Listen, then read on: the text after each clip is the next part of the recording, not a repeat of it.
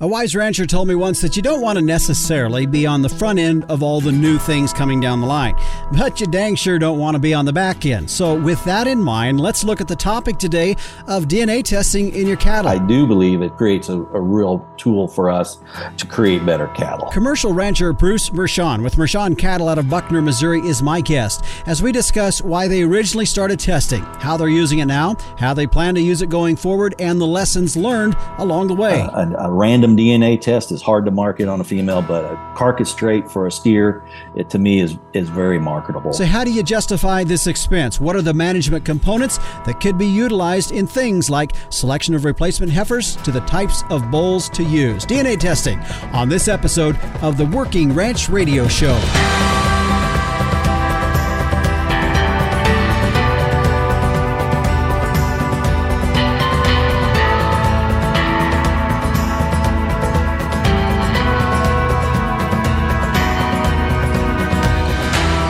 And we welcome you to another episode of the Working Ranch Radio Show. I'm Justin Mills. Thanks for joining us here on our program today. We appreciate you tuning in. If you're listening on the radio, thanks for doing that. If you've chosen to download it, or it automatically gets downloaded to your phone because you are subscribed to a podcast, to our podcast site, well, we hope you enjoy the program. Just a mention here for those of you listening on the radio and you have to get out and go do something and maybe you missed part of the program, well, that is a good way to go back and listen to it again. And you can search for our podcast through pretty much any podcast platform out there. Directly to it is workingranchradio.com. We'll get you into the Podbean site, but there's multiple ways to get it. Spotify has it. Apple's got their version. Google's got their version. And that's just a few. There's many, many out there, and you can find it. It's a good way to go back and re-listen to it, or if you missed something because you had to step out of the pickup for something, you can go back and catch it through that as well. We've had some great episodes already here in 2023, not to diminish some other ones, but it kicked off with why Junior shouldn't come back to the ranch. We did hit another one just a few weeks ago as we talk about raising kids on the ranch. That was in episode 103. Also, a few weeks ago, we talked about if you're looking at moving your ranching location geographically, maybe it's 50, 75 miles away, maybe it's a long ways across the country, some things to consider on that. And then last week, Superior Rep Clint Berry joined us again, as he has on a frequent occasion to join us as we look at the cattle markets, and he and I were both down in New Orleans for the 2023 Cattle Convention and sat in on Cattle Facts' market outlook, and we rehashed that last week. So just to kind of key in on some of the topics that we've covered here on the Working Ranch Radio Show the last several weeks. Now, on today's show, I am pleased to have with us Bruce Mershon with Mershon Cattle out of Buckner, Missouri. He's going to be joining us as we talk about how they have used DNA testing in their operation. They're a 2,000 commercial cow operation there in western Missouri, and it's interesting to visit with him about that, how they've used it, some of the lessons they've learned along the way, and how they plan to use it moving forward. And it's something to just, I think for a lot of us, maybe it's not something you're looking down the barrel at right now of wanting to do, but it's something you probably need to be throwing around in the back of your head if there's ways that it would potentially fit in your operation. And a good discussion from somebody from a first-hand experience of how they're using it here currently. So that's going to be our subject here today. Right now, a quick thank you to our sponsor of this segment, the American Simmental Association. And a few years ago, they did a survey with commercial producers on the types of bull breeds that they were sourcing. And did you know that the largest growth in bull breed type during that time was bulls with Sim genetics? Yeah, heterosis works, which is why with Simmental, it's more per head, period. Find out more at simmental.org. Well, each and every week we do check in with the Captain Tim O'Byrne, publisher and editor of Working Ranch Magazine. And here's this week's edition of Tim's 2 Cents. Hey, Justin. Hey, everybody out there in Working Ranch Radio Land. The March issue, Working Ranch Magazine, page 14, my award-losing column topping out. Check it out. It's I have a very special treat for you folks. If you don't subscribe to the magazine, well, shame on you. You need to go to workingranchmag.com right away and subscribe. And what I did was I turned over my column to two-time poet laureate of Oklahoma, Joe Krager, and his poem, Cowdog Hill. And it goes a little bit something like this.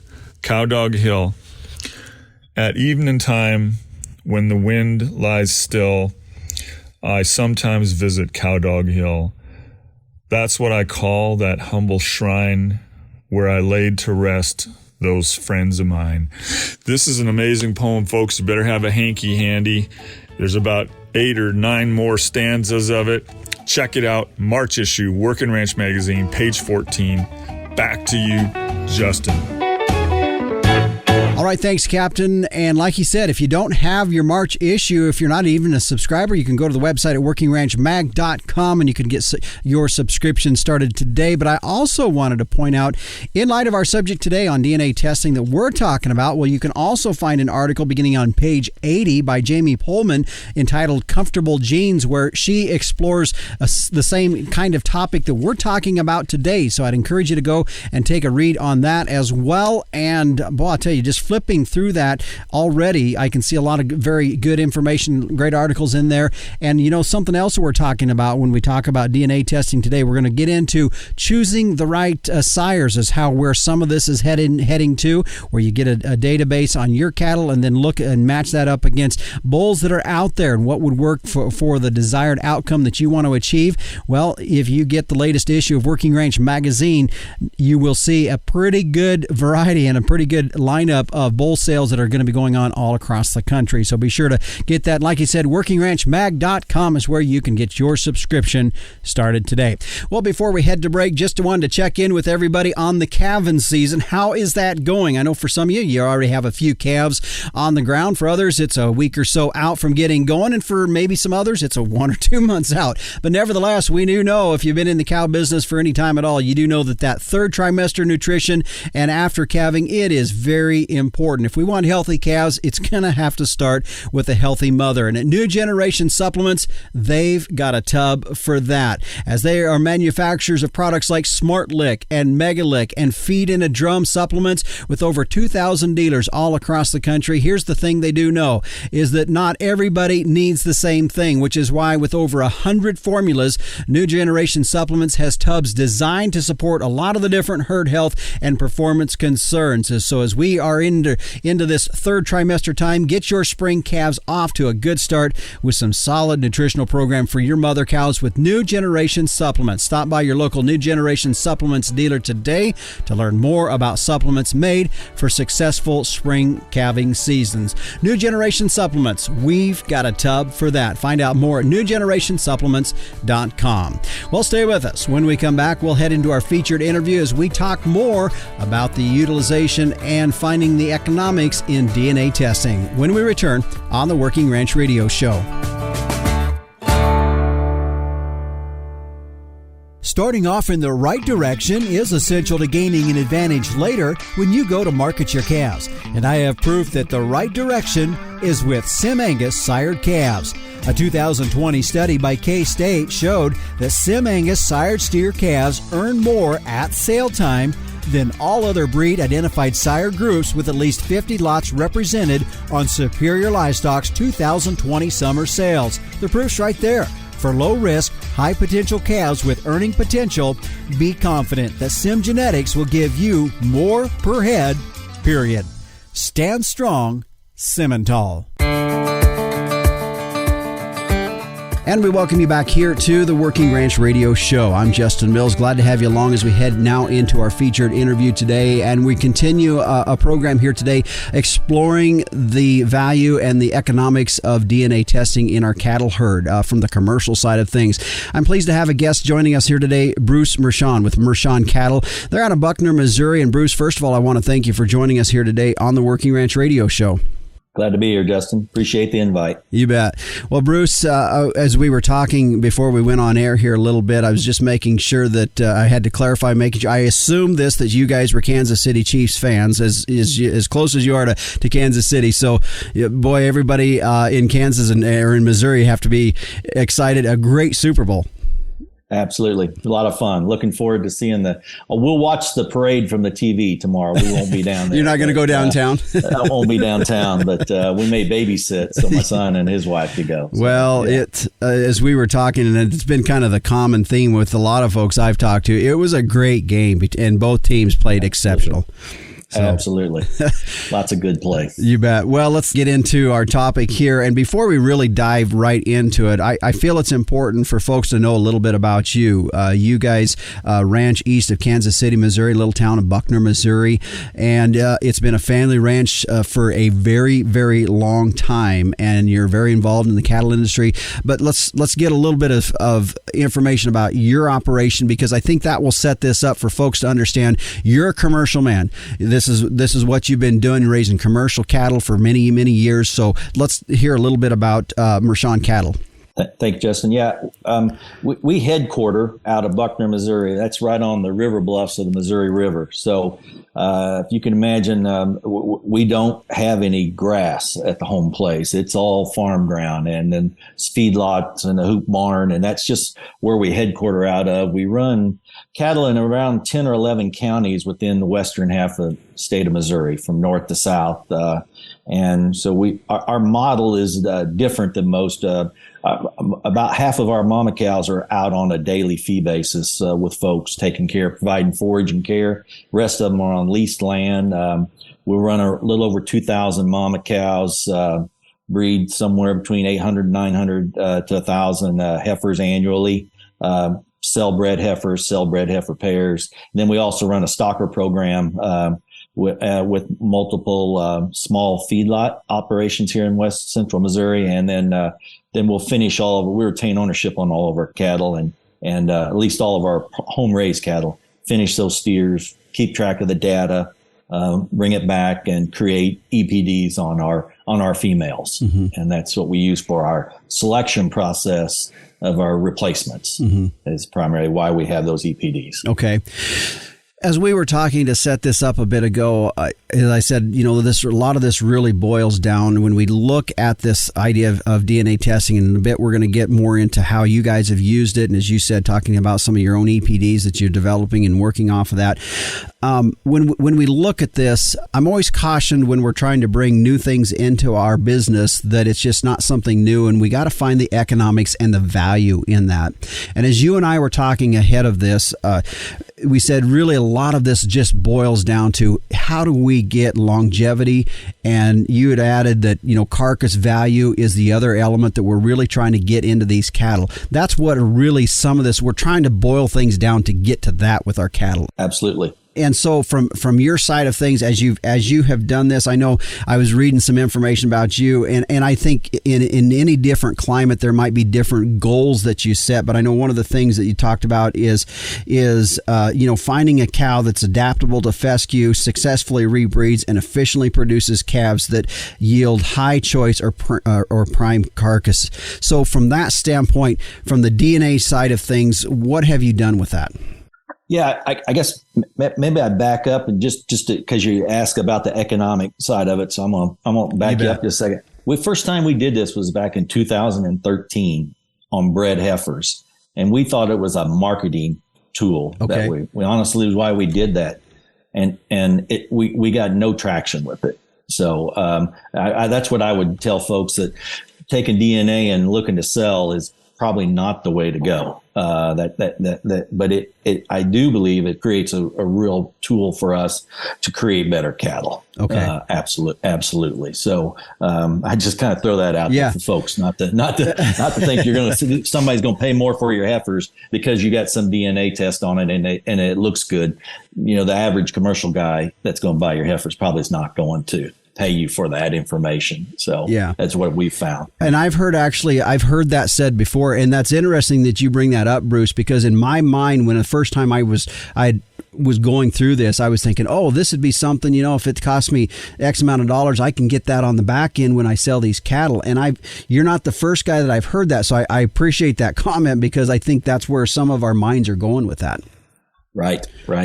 So we began, all of our cows are in Simmental Association's herd book to curate our EPDs. And we took our first tissue samples back I think in 2017 when we started. And that was trying to jumpstart our ability to create EPDs on our females. And so that's really where we looked at, how do we, if we're going to sell a portion of our females as bred heifers or pair for pairs, how do we make sure we're keeping the best of them and selling the rest, and not making, I'm not a good enough judge of cattle by the way they stand in the alley to make those choices. And I knew I needed a better system for that.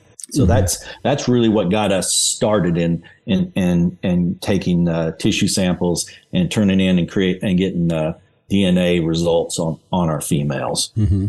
So as you were hitting the economic side of things, and I know you said, well, I don't necessarily have, particular numbers like this is what we got back in it, other than you were saying it's allowed you to create that selection process. Expand on that a little bit more, would you? Yeah. So we're going to try to sell, a bottom third or so of our replacements that we've bred. And how do you know what number that your return you're getting? I don't really have a good way of putting a pencil to it. It's just that I know I want to get better every year, and to get better, I got to make sure I've kept the best females, and that's really it. Along with the same time, we also have done carcass scanning on all of our replacements. And so, it was really, we're kind of simple-minded here. It's green, the top third's green, the middle third's a yellow, and the bottom third's red. And when we put them in the alley and kind of sort through them and make sure their structure looks good, and then look at those, thirds. And that's how we kind of went with our selection process. You can spend hours and hours, but you just after a point you have to make a decision and move forward. Yeah. And that's really where we've tried to. And our heifers will sell at the top end of any special bred heifer sale in the state, and that's what we're trying to sell. Mm-hmm. So that's it. Is how do I get better? In our model, the leased land and being on a daily fee basis, we know we're not going to be in the low cost producer in the state of Missouri. Just the model doesn't work that way. So we know we got to have better cattle than average, way better cattle than average. And that's how we try to be competitive and stay. So you can kind of go and you can try to starve them into a profit, or try to make sure you're selling premiums. And that's what model that we've chased and grown with. Mm-hmm. Well, and I think too, one of the things I'm pulling away from that, Bruce, and this is maybe a side note to our main topic of DNA testing here today, but I think you got to, as you were saying, you got to find the model that's everybody's environment, climate, and things that they have to deal with are going to be different in different parts of the country. And as you were saying there, we may not be the low input, but we have found we've got to build value in these cattle, and this is the way you've done. And I think that's an important part to touch on, that find that model that fits with your environment. Absolutely. We, our goal is to, my personal theory is that, a three-way cross is going to be the most effective on fescue in Missouri. And we want to have the best cat three-way cross female or product in Missouri. And so we've gone down the rabbit hole of lots of different crosses, but we're hoping that with the DNA that we take these crossbred cows, and then we're going to move forward. The next step for us is mating by DNA, and that's where we really think we're going to be so much better than the average by using technology. And that's how we differentiate ourselves and be competitive. You bet. And I think that's definitely where I see a lot of the push right now with this is not only as you guys have been using it to find those replacements, and then the next step in that is then matching up a sire that can exploit or build on even better with that. So Bruce Marchand is my guest here today with Marchand Cattle out of Buckner, Missouri. We are talking DNA testing. We've heard a little bit about their operation, how they have chosen to use it in their operation. When we come back, we're going to continue to talk about it. There's some different DNA tests on the market, in addition to some of the traits that they have really narrowed in on with their process. We're going to talk more about it when we come back here on the Working Ranch Radio Show. Don't keep your cow-calf herd data in a notebook. Keep it in the cloud with Performance Ranch and say so long to decoding handwritten notes. Performance Ranch is an easy-to-use app that simplifies record-keeping and makes decision-making easier. Keep track of herd inventory, monitor health records, and manage costs, all from your iPad or iPhone. Group texting important herd data? Delete it. Use Performance Ranch instead. Go to performancelivestockanalytics.com and be the first to know when Performance Ranch is ready to launch. And we welcome you back here to the Working Ranch Radio Show. I'm Justin Mills. My guest today, Bruce Mershon with Mershon Cattle out of Buckner, Missouri. We're talking our subject here today on DNA testing. And Bruce, we talked a little bit about in the first segment about your operation, kind of how you guys have used that in your process of developing your replacements and continuing to make improvements in your cattle herd. And as we talked about, really what it comes down to is from a commercial side of things or any cow side of things, if we can get another year, another 2 years out of these cattle, we can improve our carcass value in these cattle as well. That's really the bottom line in some of this as we have continued to move forward on this. When we go into DNA testing, there's different ones in the market out there, and I don't want to get necessarily into the weeds on the different things, but from your perspective, as we look at and we try to evaluate, okay, here's some options on the market for us. What are the things you would suggest we should be looking for as commercial men when we're looking at a DNA test? I would tell you, we currently have not really been using the DNA test to make our female selections, but that's because we've tried to create EPDs on our females. But we are going to start using it again as a selection process. I think it will enhance. And I think, whether it's Neogen or Zoetis, I'm not trying to pick a winner or loser. I think a person starting in, I think replacement females is a good place to go. If you're going to invest the money, invest it on those young females and help do a better job of selecting them. I think can really jumpstart you using those products. Mm-hmm. As we evaluate those, I want to make sure I'm clear in understanding this too. We want to make sure that the data that they're going up against, that, as we get that data back, that there's, we want some validity in that data. And that's one of the things to really be aware of when you're searching and looking at the different DNA tests that are out there. And how do we validate that or know what's the right one to go with? Yeah, I think environment is so important, right? And we don't go buy Montana bulls and drag them down here and put them on fescue. So, and I don't think they're dragging any fescue bulls back up that direction either. So I think you need to make sure you're visiting with your Neogen rep or Zoetis, or whether you're doing it through the seed stock provider. I know you can do that. I'm pretty sure with Simmental or Angus. Pick your provider, but yeah, make sure that you are selecting for the right traits there is so much noise, right, in a 100K test. It really narrows more down to 5 or 6, 7 traits when you kind of take some of that noise out that really matter, I guess, and can really move the needle. And that's really what you need to focus on, I think. Yeah.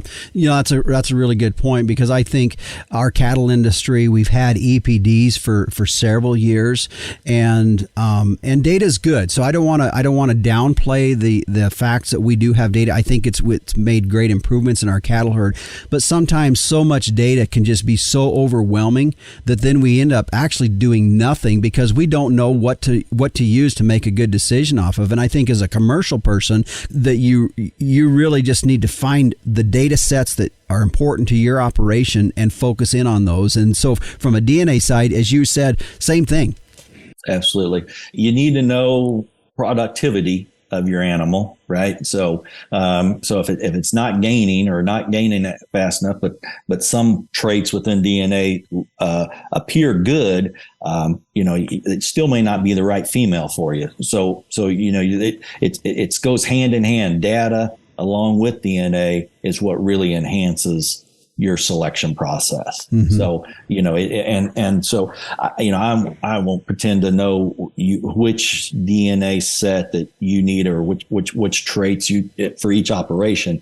But we know that longevity, that whether it's hair shed or carcass merit, those are the things that obviously makes us more productive here in Missouri, and we've got to make sure that we track those traits, and so that's really the direction we've tried to head with it. You bet. Bruce, I'm going to push on you just a little bit more about that, because I know you're really cautious about extending too much advice for as you ranch there in Missouri, and not pretending to offer advice to folks in other parts of the country. But I want to push on you just a little bit and just say you are using it. So I want to get if you were to travel to somewhere else, maybe west of where you guys are at, and you're going to sit in with a group of producers and we're talking this same subject, what's some advice that you're going to offer them about this? I know we've talked about some of this kind of stuff, but some of these traits that you really think we need to be looking at from a commercial side, because from a commercial perspective, I know you're building value as a commercial producer, like similar to maybe a purebred guy, but guys that are just out here and they're running a big set of cows over a lot of acres. And how do we find that value back to them? What would you tell them?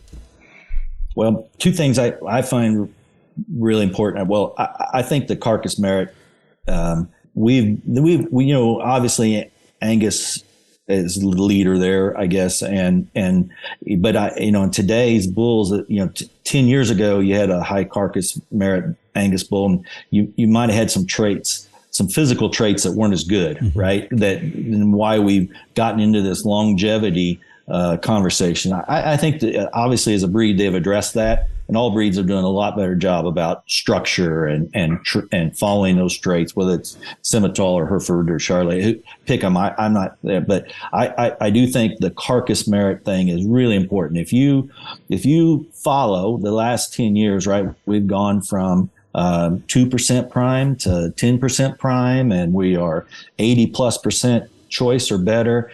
And the premium for prime and choice is gone higher as an industry year on year average. So it tells me that the marketplace desires that. And so you need to make sure that your calves, whether you're retaining ownership or you're selling them, that's a marketable trait that the feeder wants to know. And if you can provide that information, that is a trait that you can sell. It's marketable. A random DNA test is hard to market on a female, but a carcass trait for a steer, to me is very marketable. Mm-hmm. And we retain ownership on trying to capture that. Not everybody's up for that risk, but I do think it's very useful. Mm-hmm. So.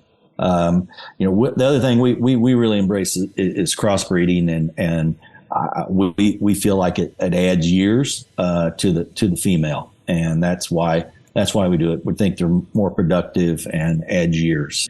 And I have to admit, when we're selling those bred heifers and that baldy heifer walks into the ring, it's amazing. She may not, on average, always bring more than the black or the red, but by golly, there's more hands in the air. I know that when she hits the ring. So, I think in general, our industry embraces crossbreeding. Yeah. So, and then just it's really hard to measure DNA or what, but the feed efficiency, I don't know how to put a number on that, but I think just because of selection and productivity, they got to have some grow, for them possibly, yearling weight's something we've bred heavily over the years, and that's just something we think adds some grow to them. And the sooner we get them there, the less feed it takes. And that's what we're trying to accomplish as a producer. Mm-hmm. A lot of good comments there. I appreciate that. As you talked about crossbreeding and heterosis, we actually did a show a year or so ago about episode 16, and that was with Rob Foreman out of Trinity Farms. And you probably know Rob. I know you guys are on different parts of the country. He's out of Ellensburg, Washington, but we were talking the same thing: is finding some value in the natural growth in these cattle through that heterosis, and then in addition to really addressing the longevity issue in that. that. So Bruce Mershon is my guest here today. He and his wife Tracy, they ranch there at Buckner, Missouri with Mershon cattle. Quite a story with their ranching. How they have their place set up and the amount of cattle that they run, as you heard in the first segment. We're going to continue when we come back. Bruce touched on the fact that as they're going to start using this from a mating standpoint, and I want to get into that a little bit more and why they're heading that direction with their DNA testing. Something that I think for the commercial cattle rancher out there to be considering as well as we look at this. We'll continue more when we come back here on the Working Ranch Radio Show. Cattle producers, here's a way to put more dollars in your pocket. Put the Amafirm advantage found in all Gain Smart mineral to work in your cow herd. Amafirm is the industry leader in increasing fiber digestion. In fact, research shows putting Amafirm to work increases forage utilization by 10%, reducing overall forage costs and allowing you to graze more animals per acre. That's a big-time return on your investment. To find which Gain Smart mineral formula is right for your herd, visit gainsmart.com. And we welcome you back here to the Working Ranch Radio Show. I'm Justin Mills. Our guest today, we've had a great discussion with Bruce Mershon with Mershon Cattle out of Buckner, Missouri, talking about how they have used DNA testing for their operation and now moving into, as he was saying earlier, into using this from a mating standpoint. And I really think that's the direction I see from the commercial side of things, Bruce, is us looking at getting some DNA testing on these cattle so that we can go out when it comes to that bull selection point in our decision making process, that we can find a bull that matches up, whether we want to stay straight purebred or whether we want to go a crossbred, but we can use that, and that's really the basis. And as you guys are looking at, you're feeling like this is the next level you can take your operation with, is in mating. Yes, sir. That's the direction. We've used a lot of crossbred, so we've had lots of different sires of our females, and we've tried to narrow that the last couple of years. So just, it's a process, right? You don't just immediately. So we've tried to narrow that because we AI most of our cows, and then so how do we mate them properly in a timely fashion? Right, so you got to get them bred in the mornings, or in this, and to get so that before it gets too hot to get your conceptions or everything. So I'm gotten off the track there just a bit, but so we've taken these DNA samples and we're working with Right Mate, who's a company part of Allied Genetics, and Dr. Sachi at Iowa State, and he takes our DNA of our females. And then we give him a parameter of the bulls, the traits that are priorities for us, and a list of bulls, and he mates the best matings for those cows, and he can help us also with our live bulls, our cleanup bulls, and he helps us put the right cleanup bulls that best mate with that group of cows and that pasture. So that's the direction we are heading. And so it's kind of been a process. We saw this work with some of the Sim Angus breeders around the country. We watched them adapt this about 5 or 6 years ago, and then the productivity gain that they've achieved in their herd. And really what we're really trying to do is eliminate that bottom third. Everything we do is about eliminating that bottom third. We've got a lot of really good cattle, fortunately, but we still have that layer calving bottom end that's not as productive. And so we feel like by mating properly, we will lessen that effect on our operation. So we're taking those DNAs. Dr. Sachi mates them up. We did our first group in December of our fall calvers. There were 60 cows in the group, just as a big that we had all the information just to get a start. And it made it up. One bull was in the top 3 on like 47 of them, and then one bull was in the very top for like 13. So we could kind of work at the speed of commerce essentially in that, as far as breeding this process. And so, 47 of them were one sire, 13 of them were another sire. We can't put 40 different bulls in a tank and get done in a timely fashion, like maybe a seed stock guy might, and have many options. But we narrowed that focus down. And then also he helped us mate up those walking bulls to clean up with. So we get somewhere in that, in the low 60s AI conception in general on the regular 7-day protocol. So we're pretty excited about where this might take us, and we're going to incorporate this more heavily in the spring and then full bore probably next fall, and mating these up. So it's just, I think it's exciting where it might take us. Yeah. Bruce, we've got guys listening that, anywhere from 20, 30 cows up to a couple thousand, maybe 3,000-4,000 head of cattle that they're running. And so, and I know we can't, and I'm not trying to do a one size fits all, because it's not. As we talked about earlier, we also need to be adaptable to our environments and do those kinds of things. But when we look at these large ranches, where, it takes a lot of acres to run these cattle, they're big operations. Do you see the value in it for them, and how would they do that? Yeah, I won't say it's going to be easy, but I think they could do it if they had at least a sample size of their females, right? Your average, you got 10 or 20% tested of each age bracket or something. And then you take that data, that DNA, and then you use that in your bull selection process. Because I'm assuming those, those big 3,000 cow herds out in the West, it's pretty hard for them to get up an AI and capture, right? Logistically, it's just not really feasible. But I think you could, at the same time, you could do a lot with your bull selection process, and pretty much every bull, right, has DNA on it. And so it's just a function of getting access to it. Unfortunately, not all bulls have the same EPD numbers. We wish the seed stock industry could get their heads together, and they would have done that back in the 90s when they had the opportunity. But we don't. And I'm not sure how we get there. I appreciate the IGS and those herds that are part of IGS, so that we have more even numbers to make judgments with. What I do hope that, though, I do think you can take the DNA, you can take those samples and you could really do a better job of picking bulls instead of just picking a bull that catches your eye in the pen. Yeah. Well, and as you and I were talking before we jumped into this segment, is, breeding costs. To me, I think it's a cost that sometimes we overlook and don't really figure out, and pencil that backwards. I mean, if we knew a bull could last for 5 to 7 years, we can justify certain costs, and sometimes we don't. We're paying a lot on these bulls. And so, Bruce, we're not going to get into the details of the different deals, but I do know, these costs running around $30 to $40. Some of that includes some consultation fees into that. Is that kind of what you're finding on the different tests that are out there?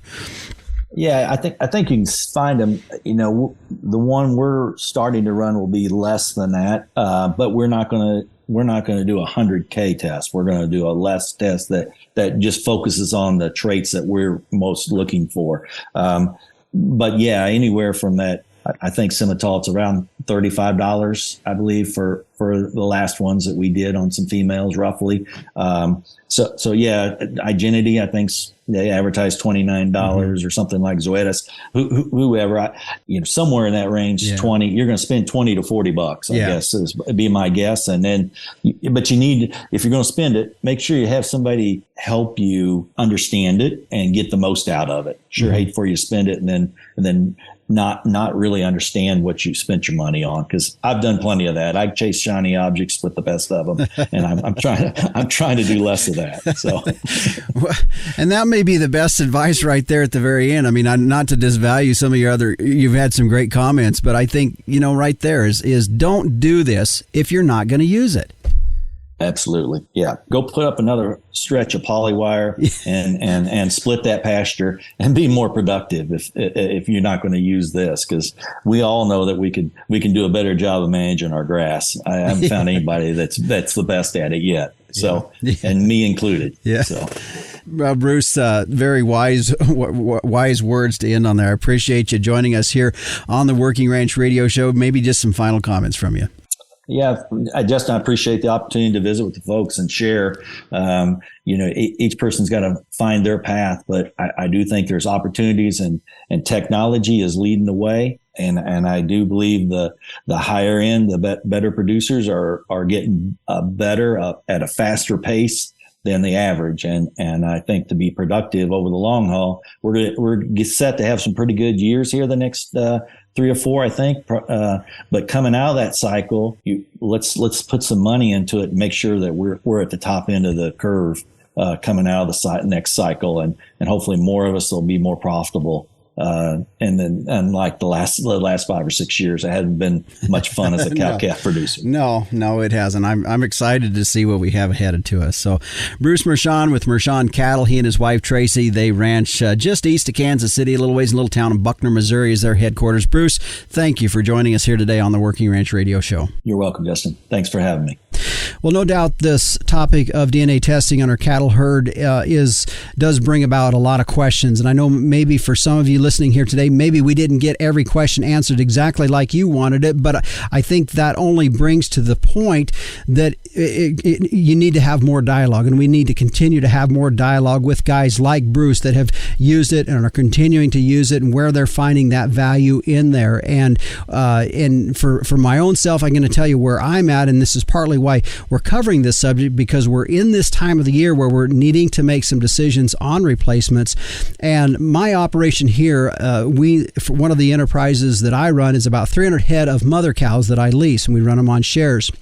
And so with that, I've got 3 or 4 different owners as part of that process, and they are 3 or 4 different types of herds as well, mostly an Angus-based commercial crossbred type of a cow. And as I look at this from my own operation, I'm trying to see if I can put cattle back into my herd that are going to be fertile and can breed back in a timely fashion. Just that in itself can bring in another 15 to 20 pounds in a calf, just because of the maturity of that calf, and also have a calf that has a lot of potential down the road, like Bruce was saying, having a lot of carcass traits. And then, of course, with this cow, we want longevity and something that can stay in the herd a little bit longer. That if I can replace some of the cull cattle out of that herd with some of these type of cattle, that I can improve my revenue back over time with this. And so that's some of the things I'm wrestling with in my own operation. And I know for each and every one out there, you have a different dynamic. And like Bruce was saying,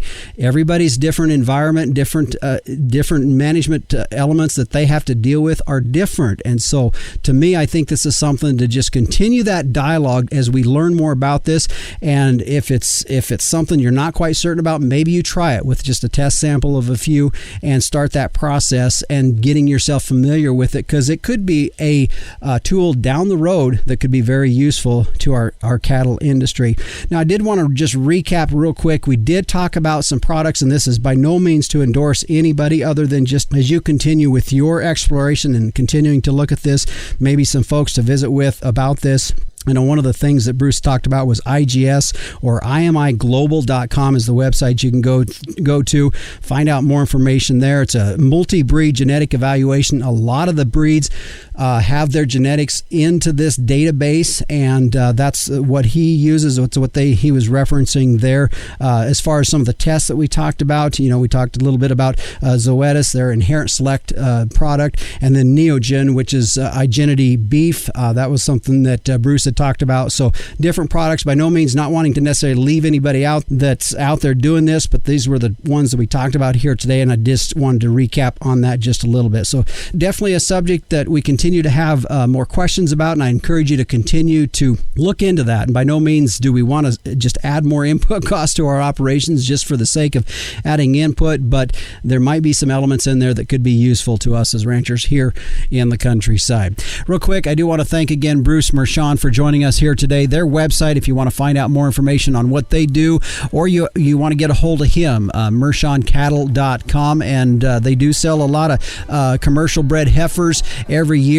A great place to look at that if you're wanting to make some improvements in your cattle. They've been working on the genetics for quite some time. If you want to get a head start, might take a look at some of the cattle that they have for sale there. And you can also check them out on Facebook and Instagram as well. Well, stay with us. When we come back on the Working Ranch Radio Show, meteorologist Don Day joins us with a look at our long-term weather.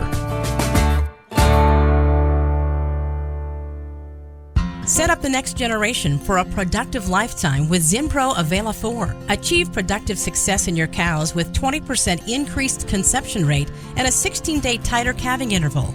Calves from cows supplemented with Zinpro hit the ground running with improved immunity and 28 more pounds at weaning. Allow your cows and calves to perform to their full potential with Zinpro Avela 4.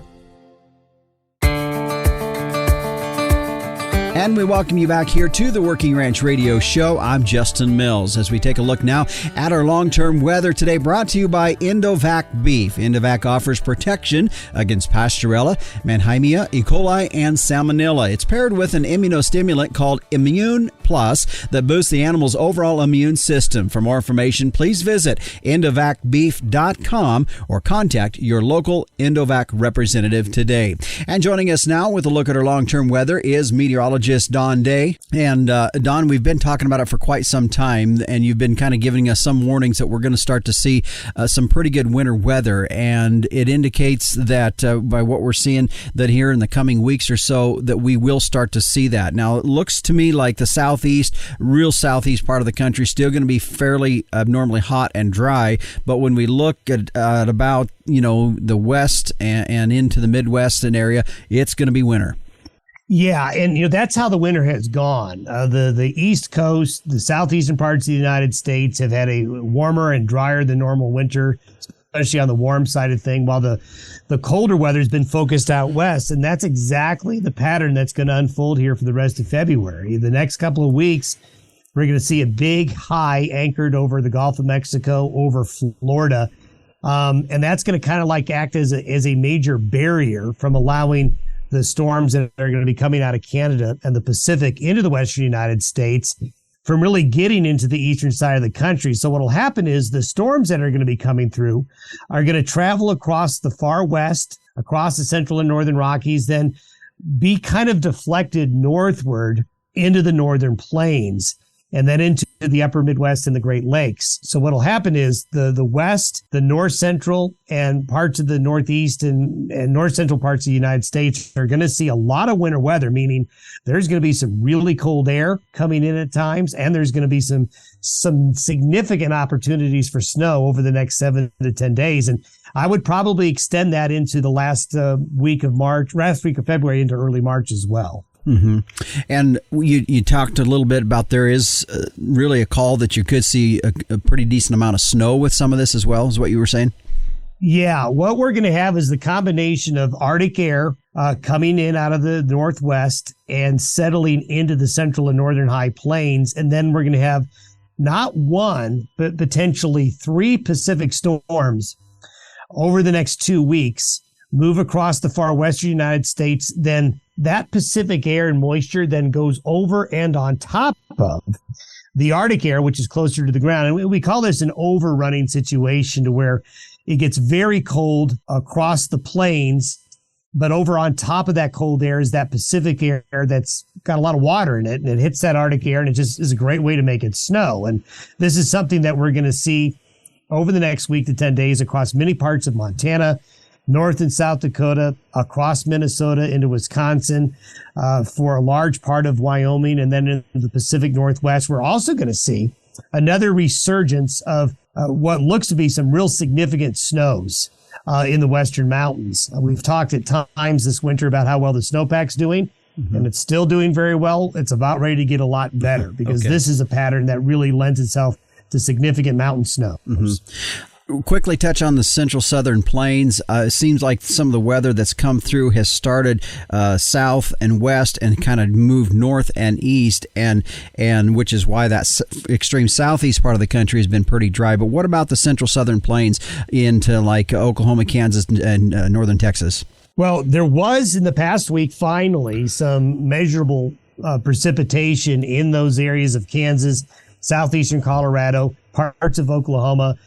Saw a decent little snowstorm move through, the best that they've seen in quite a while.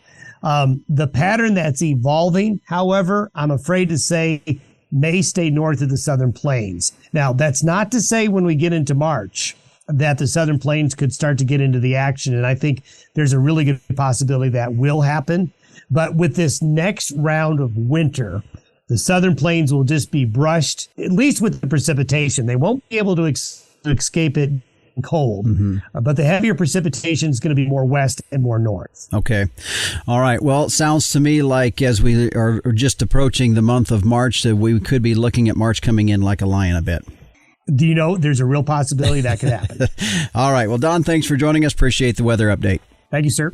Meteorologist Don Day with a look at our long-term weather. You can go to his website at dayweather.com, and you can find a link to his daily video podcast that he kicks out every Monday through Friday. Our weather today has been brought to you by Indovac Beef. Indovac offering protection against Pasteurella, Mannheimia, E. coli, and Salmonella. It's paired with an immunostimulant called Immune Plus that boosts the animal's overall immune system. For more information, visit their website at indovacbeef.com or contact your local Indovac representative today. Stay with us when we return here on the Working Ranch Radio Show. We'll talk about what's in store for next week's edition of the Working Ranch Radio Show.